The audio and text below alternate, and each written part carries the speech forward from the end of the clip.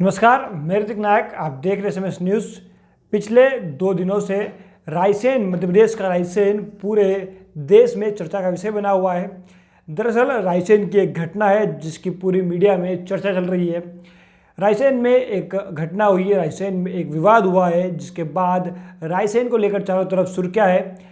खास करके पूरे मध्य प्रदेश में इसकी बातचीत चल रही है और लोग जानना चाहते हैं कि असल में रायसेन में हुआ क्या है, जो खूनी संघर्ष वहाँ पे हुआ है उसकी असल कहानी क्या है, उसकी असल वजह क्या है और उसमें अभी तक क्या कार्रवाई हुई है, क्या हुआ है।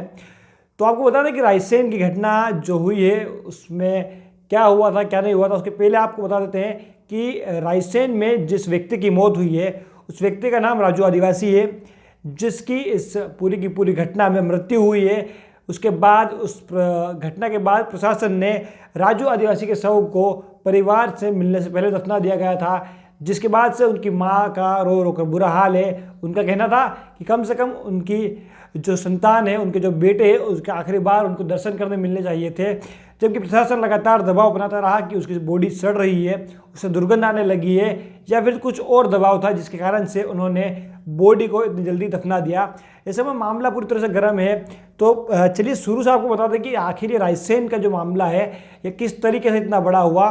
तो शुरुआत करते हैं। आपको बताते हैं कि एक गली से गुजरने की सामान्य सी बात पर बच्चों में एक विवाद हो गया था, जिसके बाद ये मामला पूरा खूनी संघर्ष के रूप में बदल गया। तो ये घटना होती है गांव की।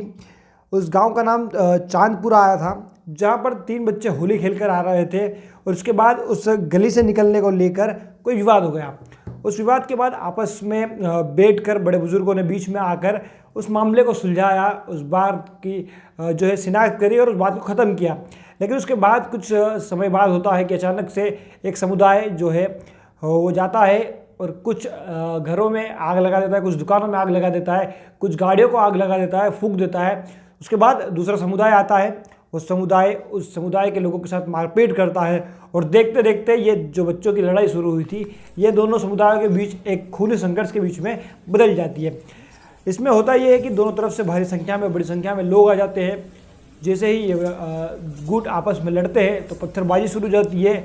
उसके बाद एक समुदाय जो है वो बंदूकबाजी शुरू कर देता है।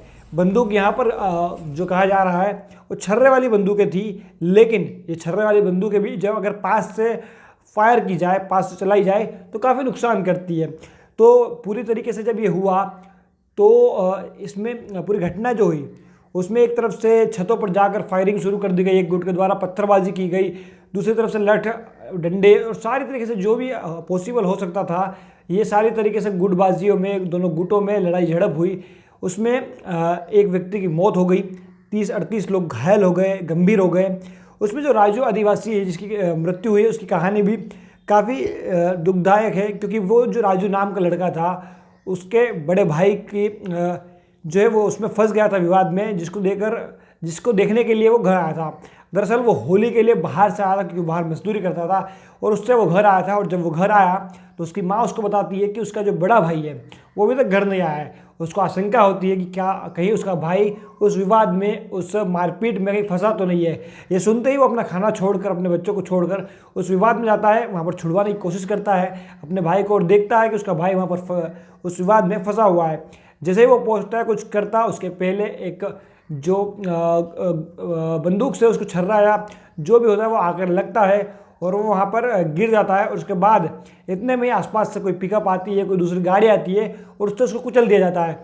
ऐसे में उसका जो बड़ा भाई होता है जिसको वो देखने के लिए गया होता है वो वहाँ पर इस चीज़ से हतप्रभ हो जाता है, बिल्कुल वो सरप्राइज हो जाता है, आश्चर्यचकित हो जाता है और जैसे तैसे अपने आप को संभालता है। लेकिन उपद्रवी उसे भी मारने की कोशिश करते हैं, जिससे बचकर वो जाकर खेत में छुप जाता है और शाम तक जैसे तैसे जाकर घर पहुंचता है। ये सारी जानकारी वो पुलिस थाने पर जाकर देता है, उसके भाई के शव के पास पहुंचता है और ये रिक्वेस्ट करता है कि कल तक सुबह तक उसके भाई के शव को रोक लिया जाए, तब तक उसकी माँ आ जाती है। लेकिन प्रशासन ऐसा नहीं करता है और उसको जला देता है।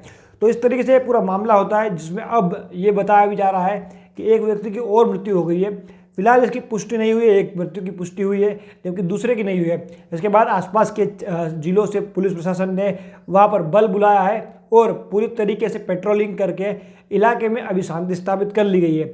लेकिन जो विवाद शुरू हुआ था एक छोटी सी घटना से हुआ था, बच्चों के लड़ाई से हुआ था, जो कि बाद में खूनी संघर्ष में तब्दील हो गया और दोनों तरफ से, दोनों गुटों से काफ़ी नुकसान हुआ। आगजनी हो गई, गांव के अंदर आगजनी की गई, कई नुकसान, कई चीज़, घरों को जलाया गया, दुकानों को जलाया गया, मोटरसाइकिलों को जलाया गया, वाहनों को जलाया गया।